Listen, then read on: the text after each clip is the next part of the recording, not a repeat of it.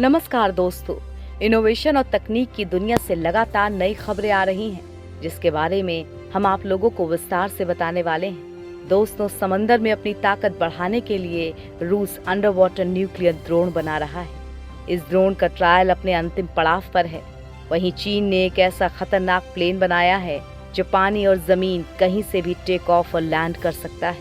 इसके अलावा चीन ने अंतरिक्ष में एक हाई रेजोल्यूशन मैपिंग सैटेलाइट को भेजा है जो दुनिया के किसी भी इलाके की तस्वीर ले सकेगा, साथ ही उसका नक्शा भी तैयार कर सकेगा।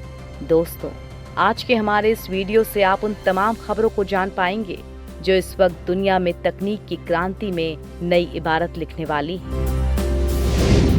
रूस बना रहा अंडर वाटर न्यूक्लियर ड्रोन। दोस्तों, अमेरिका और नाटो देशों के साथ बढ़ते तनाव के बीच सुपर पावर रूस लगातार ऐसे हथियार बना रहा है जिसका तोड़ किसी भी देश के पास ना हो। इसी कड़ी में रूस पोसाइडन नाम का अंडर वाटर न्यूक्लियर ड्रोन बना रहा है जो दुश्मनों की सबमरीन पर कहर बनकर टूटेगा। रूस के नेवी डे के मौके पर रूस के राष्ट्रपति ने अपने सबसे खतरनाक पोसाइडन न्यूक्लियर ड्रोन का भी जिक्र किया।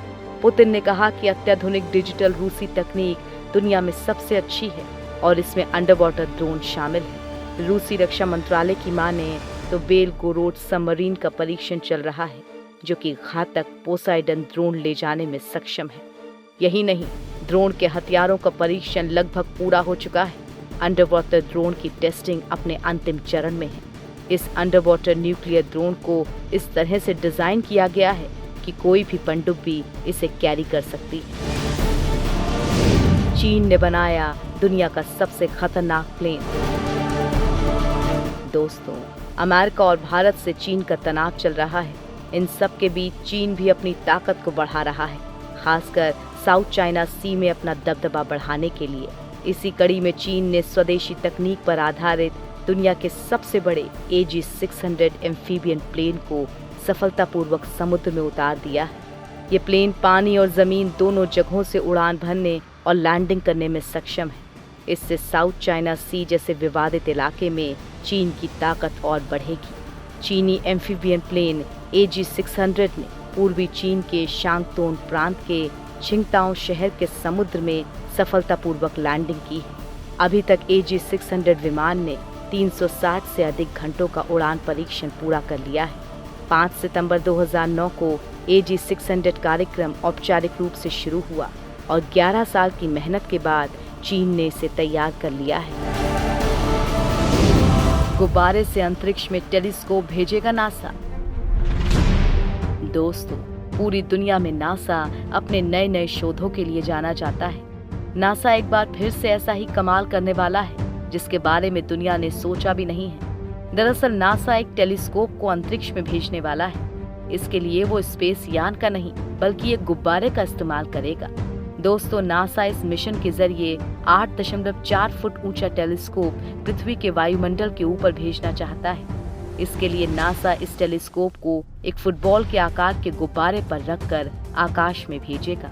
इस मिशन का नाम astrophysics stratospheric telescope for high spectral resolution observation at sub millimeter wavelength रखा है। इसका प्रबंधन नासा की जेट प्रपल्शन लैब करेगी और इसका प्रक्षेपण दिसंबर 2023 में एंटार्क्टिका से किया जाएगा। ये टेलीस्कोप इंफ्रारेड प्रकाश की जानकारी लेने के लिए 1,30,000 फीट की ऊंचाई पर भेजा जाएगा। मंगल पर ऑक्सीजन बनाएगा नासा का रोवर। दोस्तों, 30 जुलाई को नासा अपने मंगल मिशन को लॉन्च करेगा। इस मिशन में नासा परसिवियरेंस नाम के रोवर को भेजेगा। दोस्तों, मंगल पर इस रोवर का काम ऑक्सीजन का उत्पादन करने का सफल प्रयोग करना भी होगा। मंगल पर ऑक्सीजन नहीं है, ऐसे में वहां पहुंचे अंतरिक्ष यात्रियों के लिए ऑक्सीजन की व्यवस्था करना एक चुनौती है। इसके लिए नासा रोवर के साथ मार्क-सी यानी Mars oxygen in situ resource utilization experiment भी भेज रहा है। मंगल पर कार्बन डाइऑक्साइड अधिक मात्रा में है। मार्क-सी का काम इसे ऑक्सीजन में बदलने का होगा जो मंगल यात्रियों के लिए काम तो आएगी ही, साथ ही वो ईंधन के लिए प्रोपेलेंट की तरह भी काम करेगी। फिलहाल मार्क-सी केवल 10 ग्राम प्रति घंटे की रफ्तार से ऑक्सीजन बनाएगी। इसके सफल होने के बाद इसे बड़ा किया जाएगा, जिससे वहां ज्यादा ऑक्सीजन बन सके। वैज्ञानिकों ने ली दूसरे सौरमंडलों की सीधी तस्वीर। दोस्तों, वैसे तो वैज्ञानिक पिछले कुछ सालों से वाह्य ग्रह और उनके तारों की खोज करते ही रहते हैं, लेकिन दोस्तों ऐसा पहली बार हुआ है कि वैज्ञानिकों ने दूसरे सौरमंडल की सीधी और सटीक तस्वीर कैमरे में कैद की हो। खास बात यह है कि ये सौरमंडल हमारे सौरमंडल की ही तरह है। इस सौरमंडल में 2 बाह्य ग्रह हमारे सूर्य के जैसे तारे का चक्कर लगा रहे हैं। ये सौरमंडल हमसे 300 प्रकाश वर्ष दूर है। अब तक खगोलविद इससे पहले कभी वाह्य ग्रहों के एक सूर्य जैसे तारे का चक्कर लगाते हुए सीधे नहीं देख सकते थे। इस तस्वीर को यूरोपीय साउदर्न ऑब्जर्वेटरी चिली के आटाकामा मरुस्थल में मौजूद वेरी लार्ज टेलीस्कोप में कैद किया गया है। तस्वीर में देखा गया है कि दोनों ग्रह जो प्रकाश के चमकदार बिंदु की तरह दिखाई दे रहे हैं, ये हाल ही में बने हैं, इसीलिए ये पृथ्वी पर से भी चमकते हुए दिखाई दे रहे हैं। चीन ने अंतरिक्ष में भेजा हाई रेजोल्यूशन मैपिंग सैटेलाइट।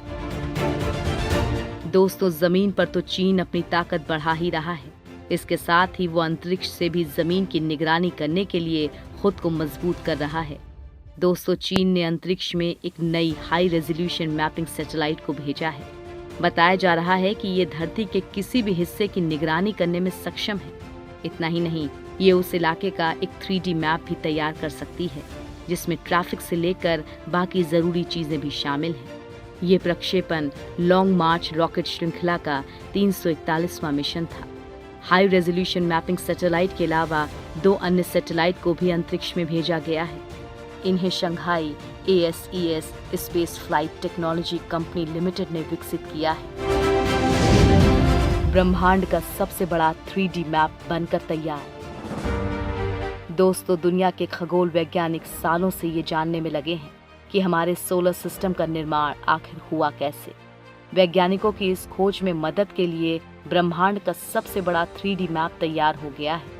इस मैप को बनाने का काम 20 साल पहले द स्लोन डिजिटल स्काई सर्वे ने शुरू किया था। इस खोज में दुनिया भर के 100 से ज्यादा खगोल वैज्ञानिक शामिल थे। इसके लिए अपाचे पॉइंट ऑब्जर्वेटरी का इस्तेमाल किया गया था।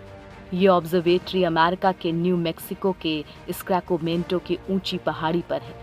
यहाँ मौजूद टेलीस्कोप से 11 अरब लाइट ईयर दूर मौजूद करीब 20 लाख गैलेक्सियों की तस्वीर खींची गई थी। इन तस्वीरों की मदद से ही 3D मैप तैयार किया गया है। इस मैप की मदद से वैज्ञानिक धरती और सूरज के पैदा होने की कहानी जान पाएंगे। इसी 3D मैप की मदद से अब वैज्ञानिक डार्क मैटर के रहस्य से भी पर्दा उठा पाएंगे। आर्टिफिशियल इंटेलिजेंस से लैस होगी IRCTC की वेबसाइट।